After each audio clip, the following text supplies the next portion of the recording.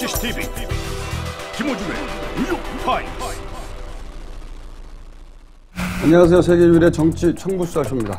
정봉주 PSI 곧 시작하겠습니다.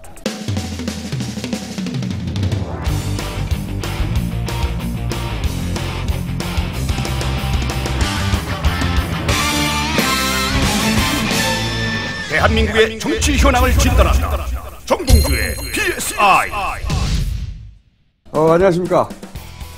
예, 안녕하세요. 아니, 오늘은 민주당이 굉장히 기쁜 날인데 왜 이렇게 시무룩하게 답을 하십니까? 하도 얘기들을 많이 하고 우리가 할 얘기가 별로 없어요. 그렇죠. 딴 데서 한 얘기를 여기서 반복할 필요는 없고, 그렇죠. 그럼 바로 없어지죠, 프로그램이.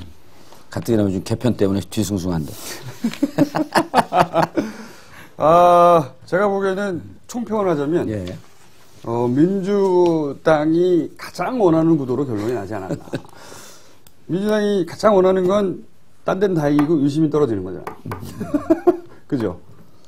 유시민이 떨어진 게 아니라 이봉수 후보가 떨어졌죠.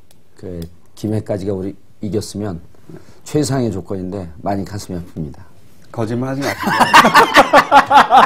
어디서 뻥을. 그건 일반 언론에서 하는 얘기고요. 예. 민주당이 제가 보기에는 지금 표정 관리하고 있어요. 예. 3대 0보다 더 좋은 것은 2대 1인데 그 일이 김해일 때. 예. 이건 최상 아닙니까? 민주당 입장에서는. 그런데 이제 어제 밤 늦게서부터 오늘 도대체 이 정치평론가들이 뭐라고 얘기하는지 안 들을래 안 들을 수가 없어요. 하도 얘기들 많이 해야 되니까.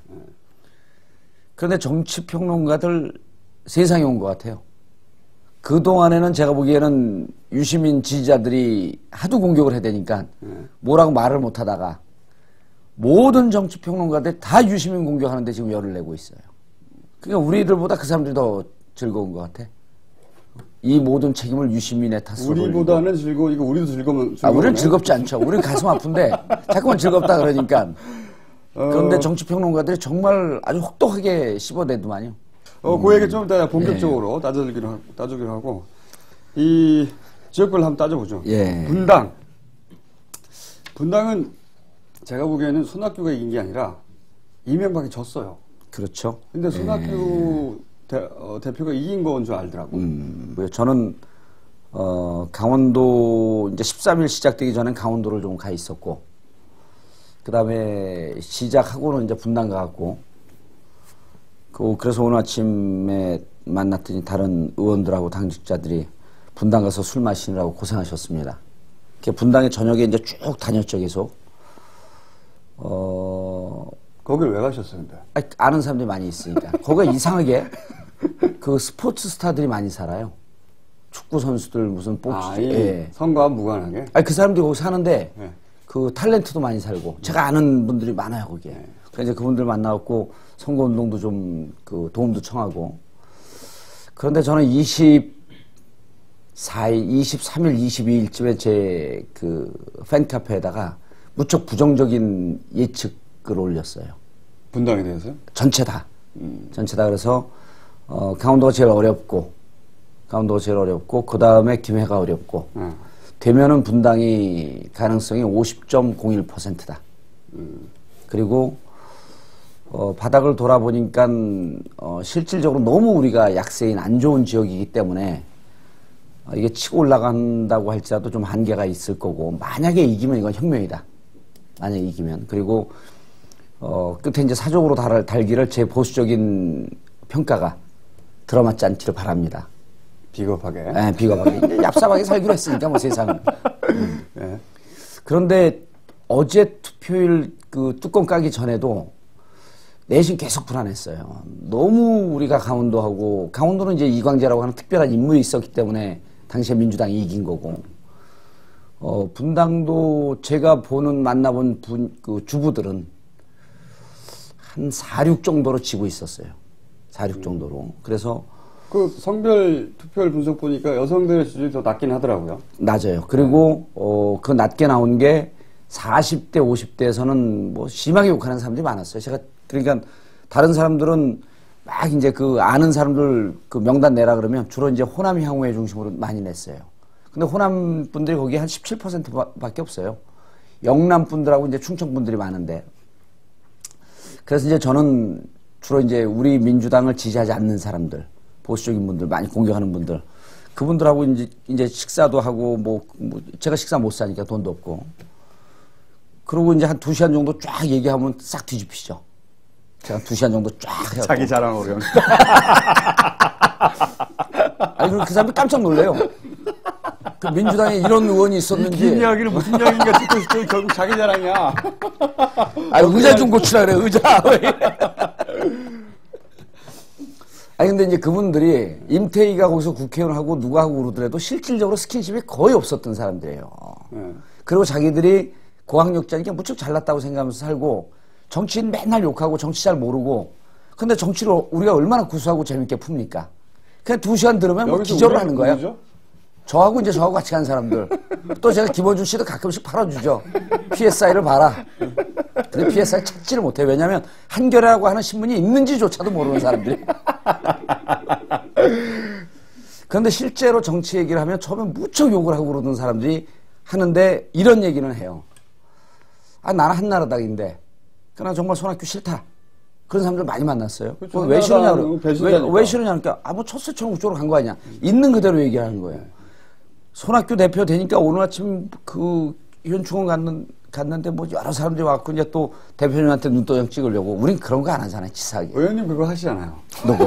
아니, 난 그 전에 많이 눈도장 찍었으니까. 그런데 그분들이. 의원님은 손학규한테만 눈도장 찍는 게 아니고. 예. 박지원 보이면 박지원한테 가서 눈도 찍고. 예. 정세균. 아니, 오늘 아침에 그랬어. 오늘 아침에. 국립현충원에 갔더니 손 대표한테 먼저 이제 인사를 드리고. 아, 근데 박지원 대표가 이렇게 서 계세요. 그래서 얼른 인사를 했지 또. 대표님, 어제 치고 올라오는 모습 멋있었습니다. 그냥 누가 싹 이렇게 노려봐요. 여기 뒤통수가 따끈하고 싹 봤더니 정세균 전 대표가 저는 봐라. 그러면서 이렇게 노려보고 있어. 얼른 가서 또 90도 절을 했어요. 누가 당권을 잡을지 모르니까. 비겁하게 살아야지 뭐. 누가 공천권을 가질지 모르니까. 그렇죠. 네. 근데 이제 또 거기에 옆에 정동영 최고위원이 계셔갖고 최고위원님 고생 많이 하셨습니다. 네 분한테 다 눈도장 찍었어요. 다른 사람들은 뭐 잘 몰라. 내가 뭘 하고 다니는지. 그런데 어쨌든 그 주부들이 무슨 얘기를 하냐면, 뭐 심하게 욕을 해갖고 말도 못 꺼내는 데도 있어요. 그러다 이제 맥주 한잔 먹고 뭐 위하여, 그리고 또 우리가 건배 잘 잘하잖아요. 멋있게. 재밌게. 그러다 보니까 이제 술 먹고 하다가 마음이 딱 열리니까 무슨 얘기를 하냐면, 나는 손학규 찍기 싫은데, 대학교 다니는 우리 아들이 찍으라 그러더라. 우리 딸이 무조건 손학규라 그러더라. 그러니까 딸이 그러는데 뭐 이거 어떻게 할 수도 없고 만만 내가 설득해도 얘들이 얘기를 안 듣는다. 그래서 분위기가 조금씩 이렇게 바뀌어가는데 그분들이 반대하는 분들이 워낙 탄탄해요. 잘 안 바뀌어. 그래서 이게 좀 어렵지 않겠느냐. 처음에 그 지역에서 무슨 말이 돌았냐면 저 민주당 패거리들 와갖고 막 때로 몰려다니고 이제 그런 막 분당 막 골치 아파진다 막 이런 소문들이 막 돌았어요. 처음에 좀 그랬으니까. 근데 이제 나홀로 선거 유세하고 그러면서 그런 분위기가 좀 없어지고 실질적으로 바닥에서 표심이 움직이는 게 한 3, 4일 정도 남겨놓으니까 보이는데 워낙 아성이다 보니까 그래서 저는 이제 50.01 대 49.99 이렇게 봤는데 거기서 이제 특징적인 게 이런 게 있더라고요. 출구 조사를 했는데 9.7%를 이겨요. 그 YTN에서 태블릿 PC 갖고 9.7%를 이기는데 통상적으로 출구 조사하면 여당을 찍은 사람 난 찍었습니다 하고 야당 찍은 사람은 좀 가리는 경향이 있거든요. 그래갖고 출구 조사보다도 실질적으로 야당은 높게 나오고 결과를 까면은. 그때 그랬죠. 예, 여당은 좀 낮게 나오거든요. 근데 어제는 출구 조사는 9.7%로 민주당이 이겼는데 실제 표를 까니까 3%밖에 안 이겼어요. 그래서 제가 그걸 보고 이게 다른 때 같으면 한나라당 찍은 사람은 당당하게 얘기하는데 이번에 민주당 찍은 사람은 당당하게 얘기했고 한나라당 찍은 사람은 자신이 없었고 이 말을 아끼면서 입 감췄구나. 이런 걸 보면서 국민들 마음속에서 이미 이게 레임덕이 뿌리 깊게 와 있다. 그래서 한나라당 찍은 사람은 이제 자신이 없는 거예요. 내가 왜 한나라당 지지하는지. 그래서 이명박이 졌다는 겁니다. 분당에서는. 그렇죠. 근데 이제 이긴 게 아니라. 이런 분석을 해내는 평론가들이 없어요. 그냥 나온 통계만 보고 얘기를 하고 출구조사가 9.7% 이겼는데 왜 실제는 3%밖에 안 이겼느냐. 둘의 차이가 뭐냐. 이런 어떤 사안도 자기 사람을 연결하는 기술은 어디서 배우신 거예요? 아니 근데 진짜 평론가들이 그런 걸 봐야 되거든. 사람들의 마음의 흐름을 봐야 되는데 무슨 맨날 통계만 보고. 근데 말이죠. 제가 생각하기엔 손학규 대표가 이제 붕 떴을 거 아닙니까? 본인은. 그리고 이제 비장하게 이제 대통령으로 가는 길로 열렸다. 이렇게 생각하시는 거 같은데. 예. 현충은 다 그러는 거 아니에요? 그래서. 현충 같죠. 네. 제가 보기에는 손학규 대표는 대통령 되기 어렵습니다. 예. 이 결정적인 상황에서 전직 한나라당 출신과 예. 그리고 현재 한나라당의 대결 구도로 한나라당에서 만들려고 하겠죠. 너는 한나라당 출신 아니냐. 그런 얘기 들으면요. 이쪽 진보 진영에서는요. 예. 그 말이 맞기 때문에 투표장에 가고 싶은 마음이 좀 줄어들어요. 아니, 저는 그 얘기에는, 구도에는 제가 동의를 좀 해요. 구도에는. 네. 그러니까, 무슨 말씀이냐면, 이번에 손학규 대표가 분당에서 적지에 들어서 이긴 거기 때문에 의미가 크단 말이에요. 그리고, 야권 대선 주자로서 독주할 가능성이 있어요. 그러니까 정동영, 정세균이 당내에 있는 그 경쟁자들이고, 또 당 밖에 유시민 그 국민참여당 대표가 있잖아요. 근데 유시민 국민참여당 대표가 정치평론가들 표현에 따르면 내상을 심하게 입었다 그러고, 어떤 사람 또 소탐 대신에 그 대명사다 이렇게까지 표현하는데, 그럼 유시민 주저앉고 정세균 정동영 주저앉으면 1년 반 남았는데 지금서부터 손학규 대표가 독주할 가능성이 있어요. 근데 독주한다라고 하는 것은 시간이 이렇게 많이 남았을 때 별로 좋은 구도는 아니에요. 마지막까지 비슷한 경쟁자가 와서 계속 앞서거니 뒤서거니 하면서 경쟁을 하면서 국민들의 관심과 그걸 이쪽으로 좀 끌어야 되는데, 화이게 독주하는 형국으로 갔기 때문에 오히려 그 지금 정치권에 있지 않는 또 다른 인물들이 혹시 가능성이 있다고 한다면 그분들도 좀 참여를 해서 이렇게 하면서 구도를 좀 만들어가는 것이 맞지 않냐. 아니 근데 분당은 이제 또 하나 의미가 있는 게 총선 때 45.2란 말이에요. 그리고 지금 49.1%예요. 근데 49.1%도 그냥 49.1%가 아니라 총선보다 높은 재보선은 처음이죠. 처음이죠. 네. 그리고 그것도 6시까지는 강릉에 밀렸어요. 아니 강원에. 강원이 1등으로 계속 갔는데 강원이 결국은 까니까 46점 몇 프로인가 그렇죠? 그 47인지 46인지 그러니까 1등 자리를 내줬어요. 분당에다가. 그게 보면 6시까지는 강원도가 1등으로 달리다가 투표율이요. 6시서부터 8시 사이에 넥타이 부대가 대거 와서 투표를 한 거예요. 그걸 보면 사람들이 손학규가 너무 좋아서 그렇게 일찍 갔겠어요? 두 가지 이제 이명박이 너무 싫으니까. 그렇죠. 이명박 대통령이 그래서 최고의 전략기획위원장이라 그랬잖아. 이번에 그 재보선거에 이기는데 누가 이렇게 전략을 기가 막히게 짰냐? 이명박이다. 라는 얘기가 있어요. 민주당의 전략기획실장. 전략기획실장급밖에 안 되나요? 이명박 대통령이 기획을 기가 막히게 했다. 라는 얘기가 있을 정도로 이제 이명박 대통령의 정책인데 본인이 다 실패한 정책들 아니에요. 일테면은 고물가, 고환율 때문에 고물가 오죠. 전세 하나 오죠. 근데 바로 그 지역에 직접적인 타격을 주는 그런 정책이었단 말이에요. 그런데 그럼에도 불구하고 여론조사는, 또 여론조사에서 계속 그 뜻을 안 밝혔어요. 그래서 실질적으로 바닥에 깔려있는 이 분노, 그 분노라고밖에 표현이 안 돼요.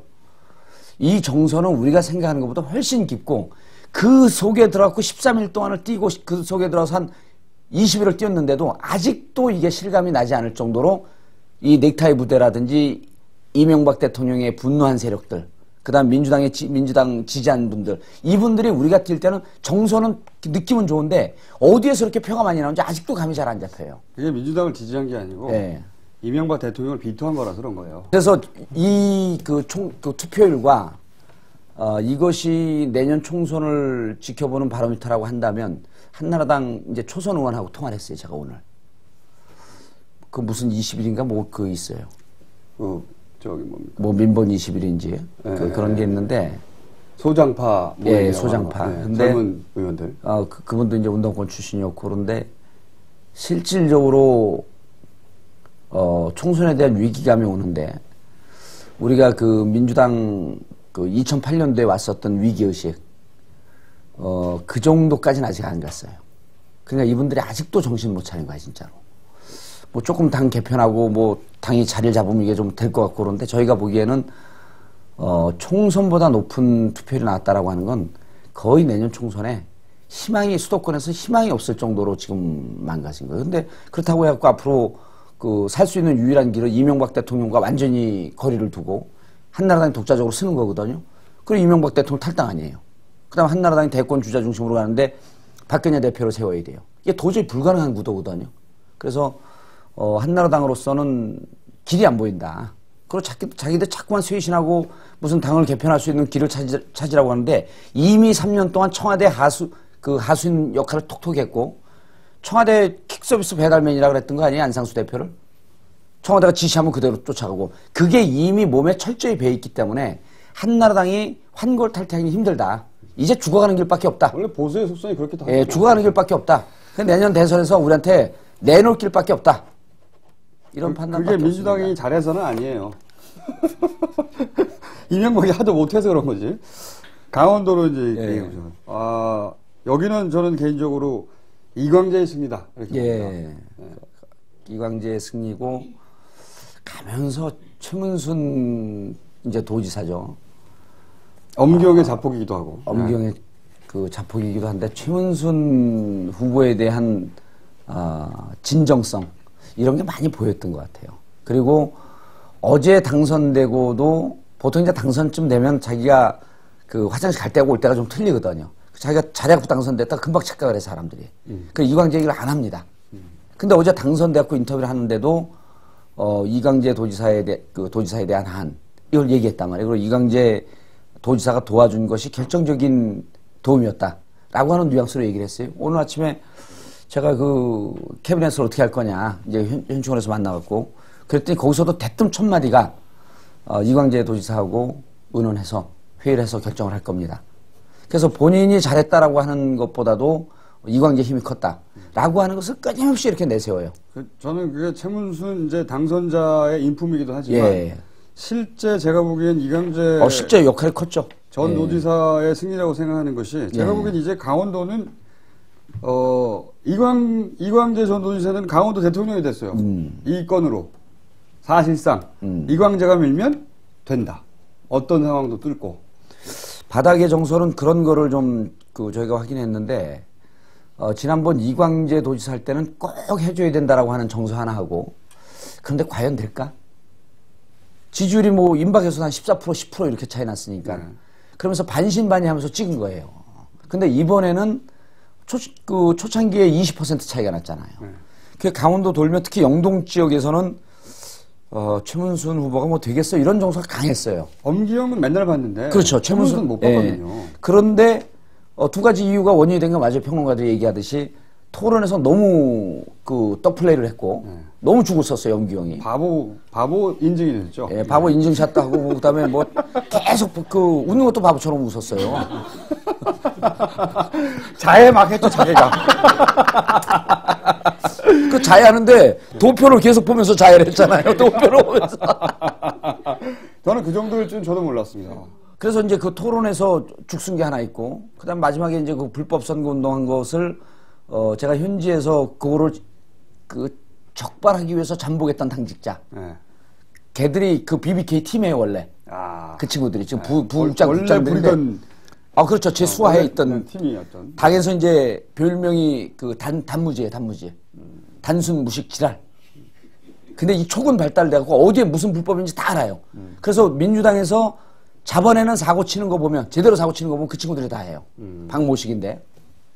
그럼 이름 말하시죠. 얘기하면 안 돼요. 그 학생 때 데모하러 이제 그 목포에서 올라왔는데 서울대가 봉쇄가 됐어요. 서울대가 봉쇄가 되니까 그럼 가까운 대학으로, 다른 대학으로 가자. 봉쇄가 딱 되니까 서울대 총집결하기로 돼 있는데 그 딱 지하철역을 보더니 다음 대학이 낙성대다. 낙성대로 가자. 그랬던 일화가 있네. 그렇지. 싫어요, 싫어. 걔 낙성대로 다 몰려가고 한 200~300명이. 목포 광주에서 올라가고, 근데 낙성대 가니까 대학이 없잖아요. 그래갖고 걸어서 간 데가 중앙대까지 갔다는 거예요.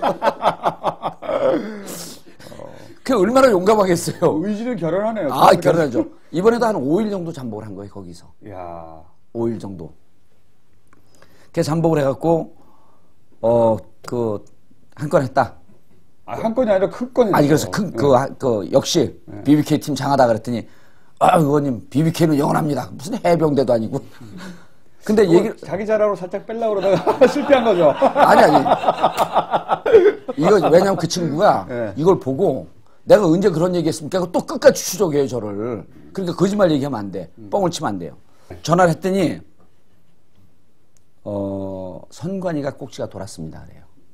아. 선관위가. 선관위는 왜 꼭지가 돌았습니까? 그런 일은 비일비재했었는데 과거에도. 이번에는 유별난 점이 있었네?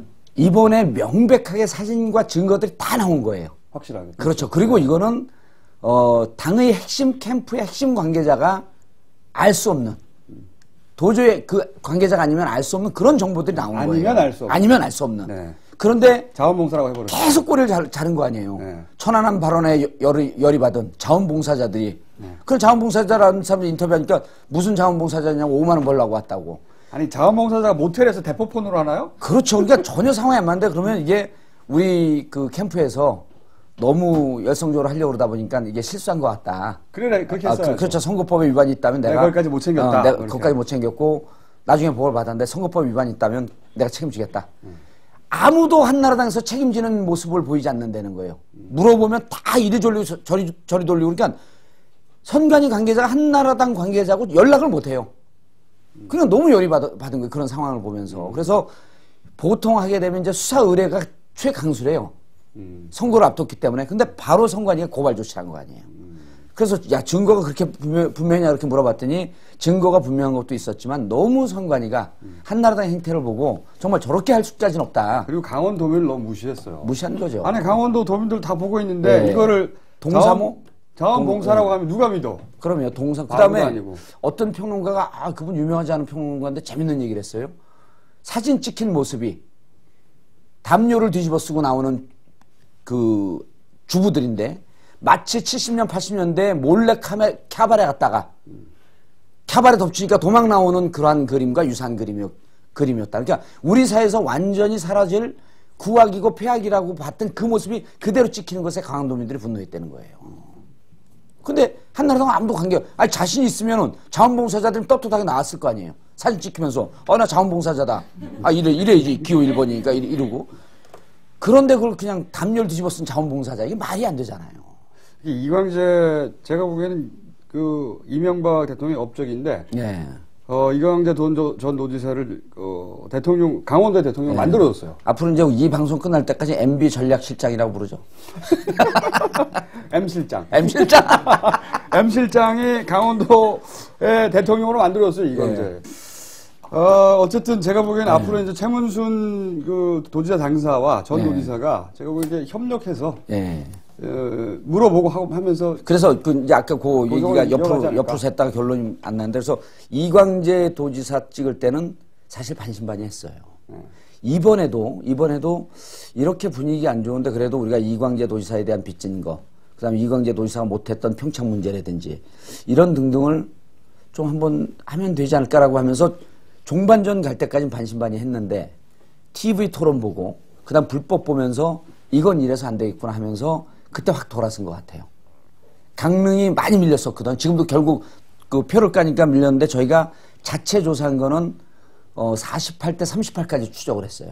근데 이번에 표를 깐 거 보니까 비슷하게 나왔어요. 강릉이. 예, 강릉이. 그러니까 강릉이 처음엔 어느 정도까지 나왔냐면 7.5대 2.5까지 나왔어요. 완벽하게 밀리던 지역이에요.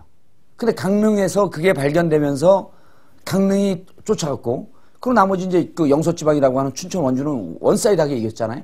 압도적으로 이겼고 그래서 이번에 강원도민들이 정말 현명한 선택을 하고 위대한 결정을 한 건데 이제는 우리가 결정하면 되는구나. 그전에 이광재 도지사 할 때도 반신반의했고 이번에도 반신반의했는데 우리가 판단을 해서 해보니까 이것이 그 정권에 대한 견제수를 던질 수도 있고 우리가 뜻을 모아서 살릴 수 있는 도지사는 살릴 수 있고 하는 그러한 완벽하게 강원도의 민심이 이제는 돌아서서 그저 한 40년 50년 한나라당 텃밭이었었잖아요 거기가. 그래서 이번 선거는 단순히 이광재 도지사 이겼던 1년 전에 그런 모습이 아니고 이제는 강원도가 결정하면 정치의 흐름과 세상의 흐름을 좀 바꿀 수 있다라는 확신을 갖게 해주는 그런 선거 결과였었다. M 실장의 업적입니다. M 실장의 업적입니다. 근데 그 이광재 도지사가 정말 그 지역에서는 그 파워풀해요. 그러니까요. 예, 파워풀하고 둘이 아마 이런 것 같아요. 제가 보기에는 두 분이. 이광재 도지사가 이제 공무담임권 이런 게 없어요. 피선거권뿐만 아니라 어느 자리에 앉을 수가 없습니다. 그런데 이광재 지사가 이제 기획력이 있고 또 국정 경험이 있고 최문순 의원은 국회의원 3년은 열심히 하고 MBC 사장 출신이지만 비례대표죠. 예, 비례대표였었고요. 근데 열심히 했지만 지방자치 행정 경험은 전무하잖아요. 근데 이광재 지사는 청와대에서도 있었고 그다음 국회의원도 2번 했고 도지사도 짧지만 한 7, 8개월 했기 때문에 행정 경험도 충분하고 국정실장, 상황실장을 했으니까. 그래서 이광재 지사의 그런 지혜와 경험과 그다음 최문순 지사가 갖고 있는 아주 끈끈한 인간성, 그다음 그 서민 정신, 그리고 이런 그 온함 이런 것이 합쳐갖고 강원도는 오히려 더 나은 카드를 쥐게 된 거 아니냐. 그래서 최문순 지사가 끝까지 아마 동반 행보를 할 것 같은 그런 느낌이 들어요. 이광재 지사와. 그리고 너무나 고소한 것은 엄기영이 잘렸다는 거. 네. 너무나 고소합니다. 아니 근데 저는 그 최문순 내 당선보다 예. 물론 그것도 기쁘지만 엄기영이 낙선이 더 좋아요, 난. 그런데 진짜 그게 맞는 것 같은 게 주위 사람들을 보니까요. 물론 빙산의 일각이겠지만 우리는 분당에서 이기냐 안 이기냐라고 하는 전략적 판단에 더 관심이 가 있잖아요. 앞으로 정국에 대해서. 근데 주위 사람들 들어보니까 분당 손학규 당선된 것도 기쁘지만 진짜로 엄기영 떨어진 게 너무 고소하다. 왜냐면 이 얍삽한 자들의 결말을 보고 싶었거든요. 아니 그 정도일 줄은 그 정도일 줄 너무 모르는 고소한 거예요. 거야. 그러니까. 예. 근데 이제 저는 제가 인격을 갖춘 정치인으로서 그렇게까지 얘기 못하고 어제는 우리 집 화장실이 들썩들썩한 게 화장실 가서 엄청 웃었어요. 더욱 고소한 것은 이 엄경 사장이 결국은 그 스탠스는 예. 진보적인 척 하다가 예. 그러다가 사실은 뒤에서는 한나라당의 공천을 예. 약속받고 나와서 거기까지 갔는데 예. 그 과정 전체를 제가 보기에는 이명박 대통령이 예. 사실은 친이계의 그 후보들이 없으니까 엄경을 통해서 키우려고 한 거 아닙니까? 그렇죠. 예. 그것이 또 박살난 거 아니에요? 아니 이명박 대통령이 선택을 해서 네. 권했다라고 하는 소리 여의도에 파다하잖아요. 그 정운찬, 예. 김태호, 엄기영 이런 예. 인물도 키우려고 했는데 다 날라갔죠. 예. 근데 이명박 김태호가 대통령 입장에서 보면 만약에 이제 이것도 설에요. 직접 이명박 대통령이 지명했다 그러면 이게 허위사실 유포로 잡혀갈 수 있어요. 이명박 대통령이 지명한 것으로 여의도에 설이 있는데 네. 이명박 대통령 입장에서는 전 당연한 결과라고 봐요. 왜냐하면 그렇게 얍삽한 인간들인데도 셋 다 이명박 대통령보다 낫거든요. 논리적으로 어떻게 연결되는지 몰라도 결론은 마음에 듭니다. 자, 그러면은 저쪽으로 넘어가 보죠.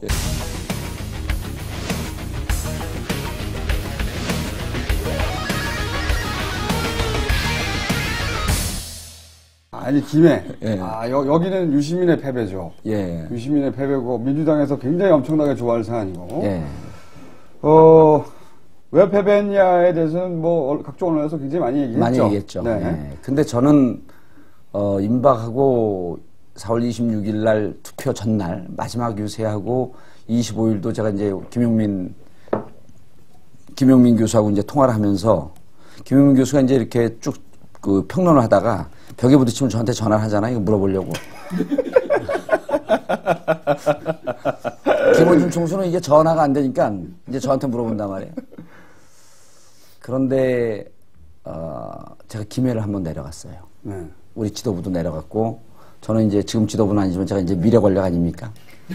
그럼 이제 바닥은 제가 쫙 훑으면 이제 바닥이 들썩들썩하니까 표가 움직이니까 지도부 백날 내려가면 소용없어요. 형식적으로 쭉 갔다 오고 한 30분 40분 있다가 오면 안 돼요. 가서 그 지역에 영향력 있는 사람들하고 1박 2일 술을 마셔야 돼.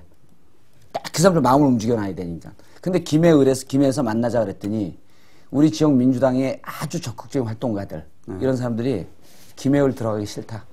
밖에서 만나자. 그래서 밖에서 만났어요. 다른 지역 갖고. 그게 왜 그러냐 그랬더니 두 가지 얘기를 해요. 이거 얘기하면 민주당에 가서 혼날 수 있는데. 두 가지 얘기를 하는데 첫 번째. 신경 안 쓸 거예요. 예. 그래서 이제 이게 PSI 때문에 점점 영향력이 커져갖고 의원들이 저를 보면 인사하는 각도가 조금 더 굽혀요, 이제. 네.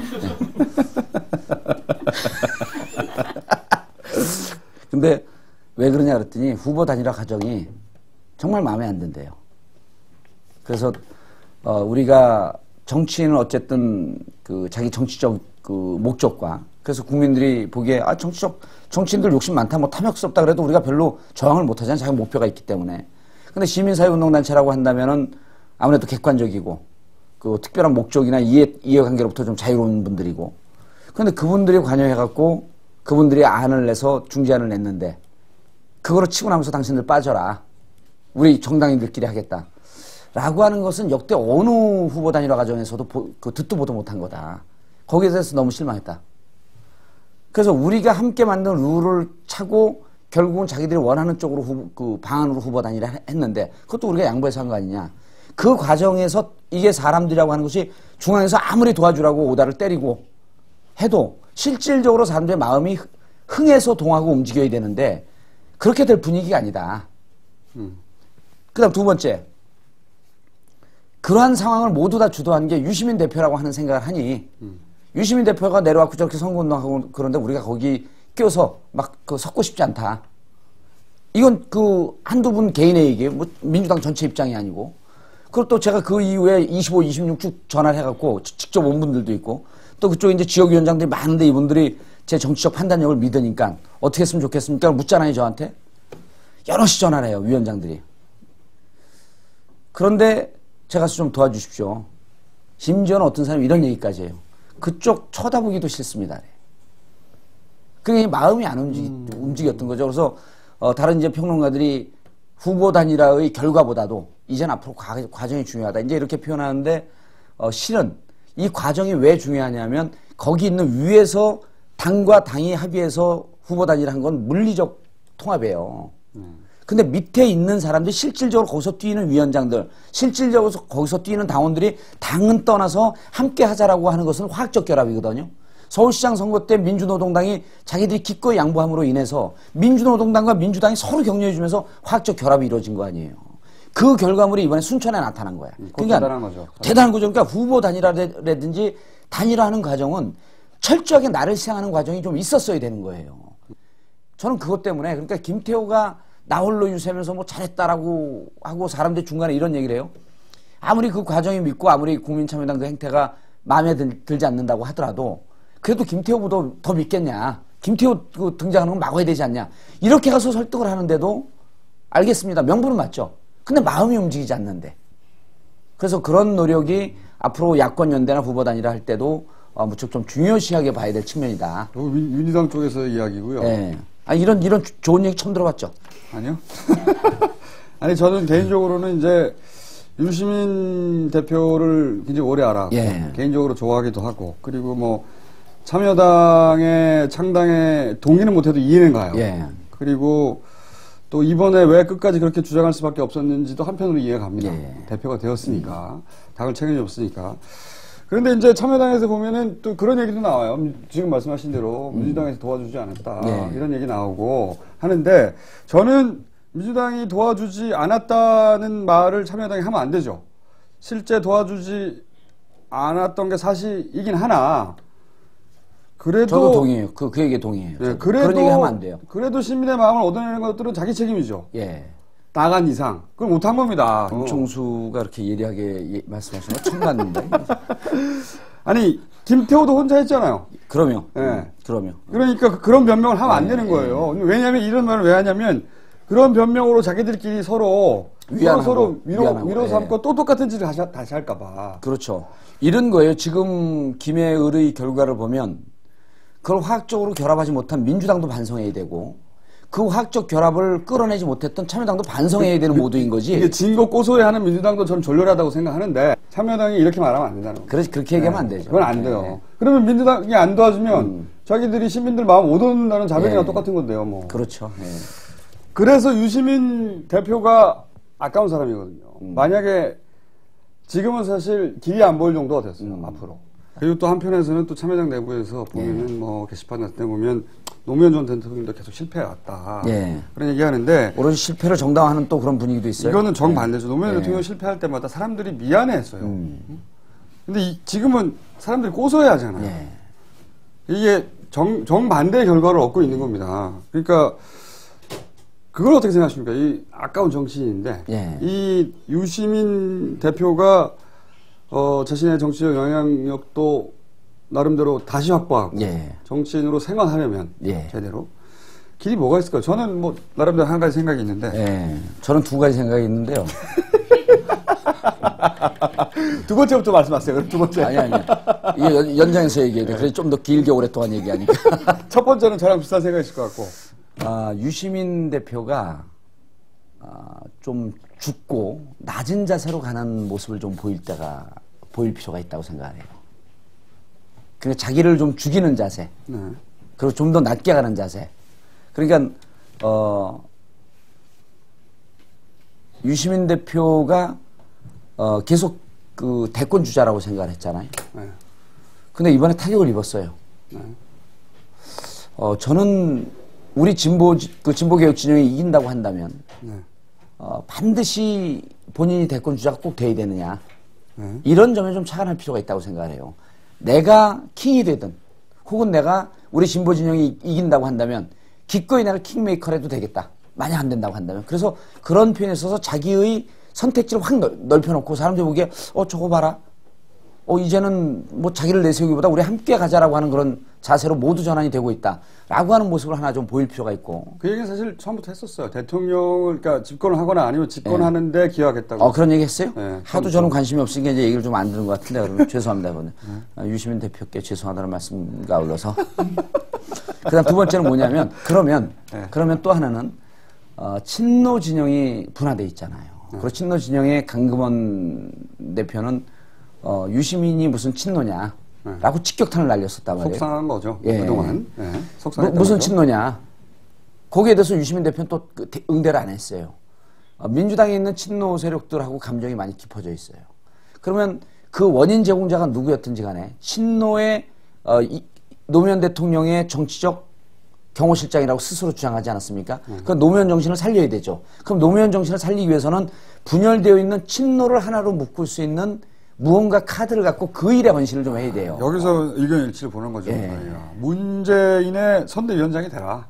난 문재인이라고 구체적으로 얘기할 수 없지만 친노가 묶일 수 있는 카드를 네. 유시민 대표가 들고 나오고 이런 카드를 갖고 난 친노를 하나로 묶고 그리고 하나로 묶으면 민주당에 있는 친노도 묶이니까 민주당하고도 화해를 하는 거 아닙니까? 이걸 하나로 묶고 그리고 이런 카드를 갖고 나는 대통령이 되든 혹은 대통령 킹메이커가 되든 어느 길로 가도 나는 개의치 않겠다 하는 자세를 지금은 보여야 될 때다 하는 겁니다. 저는 문재인 전 실장을 유시민 대표가 찾아가서 정치를 하자고 권하고 네. 그러면 제가 유시민 대표가 문재인 실장 찾아가서 모양으로 따지자면 그런 정도가 가장 이거는 물론 참여당에 있는 사람 분들은 발칵 뒤집힐 일이고 우리 대표가 무슨 꼬붕이냐 이렇게 말할 얘기지만 그렇죠. 저는 사실은 이런 구도가 대중들이 보기에는 그래서 문재인 실장이 이제 정치를 하게 되고 예. 그래서 대결 구도가 손학규한테 이기고 예. 박근혜하고 붙어서 이기고 요게 제가 보기에는 최상의 카드다. 예, 유시민 대표하고 친하니까 한번 얘기해 보세요. 그렇게 그렇게 할 분은 아닌 거라고 보긴 해요. 저는 근데 근데 이제 그렇게 하든지 아니면 어떠한 카드든지 친노를 이렇게 묶을 수 있는 친노를 묶는다는 건 의미가 큰 게요. 민주당 친노의 상당 부분 분들이 민주당에 지금 있잖아요. 그러니까 친노가 묶인다라고 하는 것은 국민참여당과 민주당하고는 이제 계속 당대당으로 붙으니까 이게 이해관계로 충돌을 하지만 그것과 별개로 우리 친노가 노무현 정신을 살려서 하나로 묶자라고 얘기하면 접근 방법이 훨씬 더 부드럽죠. 친노가 묶이면요 민주당이 살아납니다. 그리고 지금 살아났으니까 더 살아난다. 민주당이 지금 껍데기잖아요. 네. 여기까지 저희가 한 5분 남았네? 예. 저거 해요. 소태지, 예. 이지아. 그게 이제 BBK하고 연결돼요, BBK. 요거 한번 간단하게 정리하고. 지난주 목요일 날, 시사인이 보도한 것을 민사로 손해배상 청구했잖아요. 네. 최재경 등 BBK 수사팀이. 네. 근데 1심에서는 일부 인정했고 명예훼손에 따른 손해배상 하라라고 판결을 했고. 이번에 기각됐죠. 예. 기각됐어요. 지난주 목요일 날. 그러니까 이 방송에 나올 때쯤 지지난주 목요일이 되는 거죠. 그리고 선거 재보선거 있기 하루 전 26일 날 네. 저에게도 2억 8천 달라 그랬어요. 제가 2억 8천이 어디 있습니까? 근데 1심에서 1,600만 원 주라고 판결이 났어요. 김종술 변호사한테도 뭐 또 한 3천만 원 내라고 판결 났고 이게 다 무혐의가 된 거예요. 기각된 게. 형사만 남으신 거죠? 전 이제 형사만 남죠. 그러니까 BBK 관련해서 유일하게 이제 저만 남은 거예요. 형사라면 징역을 말합니다. 예. 징역 1년 받은 상태예요. 네. 그러니까 BBK에 대해서는 유일하게 저만 남은 거예요. 그렇죠. 다른 사람들은 다 이제 풀렸고 그냥 오랫동안 역사에 기억 남으라고 이제 저만 남은 건데 그래서 26일 날 제가 무혐의 딱 나오는 거 보고 27일 날 선거에 이길 줄 알았어요. 모든 건 예고편이 있는 거거든. 야, 이게 내가 무혐의가 나다니. 내일 선거 이긴다. 아무런 상관관계 없는 거. 근데 어쨌든 좋은 일에서 BBK가 무혐의가 났다는 건 여러 가지 의미가 있는데요. 만약에 이명박 대통령 임기 초반이면 이런 판결이 났겠느냐. 안 냈죠. 재판부를 우리가 무시하는 게 아니고 재판부가 뭐 눈치 봤다는 이런 얘기를 하는 것도 아니고 어쨌든 지금 BBK에 대해서 이제는 객관적인 판단을 할 수 있는 시점이 왔다. 네. BBK에 관련해서는 이명박 대통령이 깊숙이 개입되어 있다고 우리가 끊임없이 주장을 했기 때문에 BBK에 대한 판결과 역사적 판단 싸움은 이제 시작이다. 라고 하는 게 제 생각인 거예요. 왜냐면 아직까지 아무도 얘기를 못했어요. 이지아 서태지과랑 연결이 제 얘기를 들었어요. 그래서 저는 지난주 목요일 날 시사인이 무죄가 됐는데 트윗하고 이런 데 막 뜨는 거예요. 서태지 그리고 30분 있다가 서태지 이지아 이혼 건이 벌어졌다는 거예요. 야, 그런가 보다. 그런데 막 문자 트윗에 BBK 사건을 덮기 위해서 서태지 건을 터뜨렸다. 그게 도대체 무슨 얘기인가라고 쭉 추적을 해봤더니 어딘가에서 이지아 서태지 사건을 흘렸는데 흘린 소스가 도저히 찾을 수가 없어요. 그렇죠. 이게 보통 언론에서는 예, 난리 나거든요. 특종 아니에요, 특종. 그럼 우리는 이렇게 특종을 했다 막 그러잖아요. 한 달 내내 우리가 어떻게 특종이나 나와야 그렇죠. 되는데. 예, 특종한 사람들 뭐 인터뷰도 따고 뭐 아무도 없어. 지금 범인이 유출한 사람이. 그러니까 없죠. 근데 알 수 있는 사람은 법무대리인밖에 없고 법무대리인하고 판사. 그렇죠, 판사. 예, 세 그다음 주체밖에 그다음 없는데. 서태지 이지아. 그렇죠. 양쪽 당사자는 말할 리가 없고. 예. 그러면 판사는 모르고. 판사 아니 그 이름 보고 연예 기자들도 모르는데 자기들이 예. 어떻게 합니까? 그럼 남는 거는 서태지의 법무대리나 아니, 아니면 이제 알아도 판검사는 그 재판이 진행 중이거나 수사 중인 사건은 원래 노출을 못하게 돼 있잖아요. 게다가 판검사가 예. 스포츠 서울에 전화해가지고 나 이지아 서태지 판결한다 이랬겠어요. 예. 알았다 하더라도. 그런데 이제 이지아 그래서 쭉 보니까 그 서태지 쪽은 자기들은 서태지인 그 자체를 몰랐다고 하는 거고. 예, 아예 예. 말하지 않았다가 아니라. 어. 그럼 남는 건 이지아 쪽 아닙니까? 여기서 이제 이지아 서태지 담당 법무법인이 그래요? 그 얘기를 했어요. 사건 터지자마자 기자들이 막 전화했잖아요. 우리 서태지 인줄도 몰랐다. 서태지 인주를 전화를 받고 한 거예요. 그들은. 서태지는 철저했던 거죠. 네. 그분들도 문화인수로 그렇게 관심이 없어요. 정현철이 서태지인지는 저도 아는데. 아니 근데 그것만 가지고 알 수가 없죠. 정현철이 한두 명입니까? 그리고 주민들 버릇 없다고 하고 모르는 거죠. 결혼했다는 상상을 못했겠죠, 당연히. 근데 이제 그 이야기가 정확하게 이쪽에서 먼저 나왔어요. 예. 서태지 쪽에서는 우리는 서태지인 거 자체를 몰랐다. 근데 이지아 법무법인 쪽에서는 뭐 말도 안 되는 소리다. 예. 이 정도까지만 나왔는데 남은 거는 이제 이쪽밖에 없는데 이쪽이 하필 법무법인 발은. 예. 2007년부터 급성장한. 예, 발은. 2007년 BBK 변호하면서 급성장한. 근데 이제 여기서 연결고리가 생겼다는 그렇죠. 거죠. 예. 발언이 정동기 감사원장이 7억인가 받았던 그 그렇죠. 법무법인 아니에요. 그리고 도곡동 땅 재판할 때 그렇죠. 그 김재정 처남 김재정 측의 네. 대리인이었었고. 그리고 김경률 그 재판할 때 예. 그 판사가 또 글로 갔습니다. 김경준 재판할 때 네, 김경준에게 유죄를 때린 판사가. 네, 판사가 글로 갔고. 그리고 저기 있죠. 촛불 집회할 때 예. 시민 단체를 상대로 소송을 제기했어요. 그렇죠. 그 상인들이. 동네 가게 상인들이. 예, 동네 가게 상인들이. 그 상인들을 묶어서 소송 대리인이 된 게 소송 대리인이 발언이었고. 그렇죠. 다 정보축 사이드. 그다음에 미디어 악법 그 했을 때 네. 헌재에다가 그 헌재 소송한 거 아닙니까? 네. 그때도 발언이 변호를 했죠. 그러니까 정부 정부 발주 사이드에 소송. 있는, 예. 이명박 출범 이후 정부 발주 소송을 싹쓸이했어요. 이쪽이. 1등. 그래서 생기지 얼마 안 되는 법인데 김현장을 이겼다는 거 아니에요? 김현장을 이겼다고 그래 뭐 들썩들썩했었죠. 그러니까 일반인한테는 안 알려진. 아니 2010년도에 그 단신 기사를 한번 나왔어요. 근데 누가 압니까? 저는 알죠. 졌어 오늘은.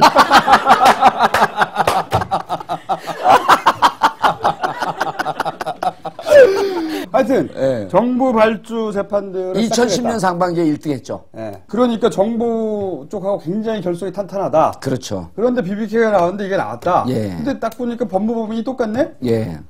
여기까지 연결되니까 이제 여기서 이제 우리가 소설을 써볼 수가 있죠. 이 정도 소설입니다. 예, 여러분. 소설 써볼 이 말도 정도 안 되는 소설이죠. 말도 안 되는 소설이죠. 예. 절대 그럴 리 그러면 없어요. 절대 그럴 리 없죠.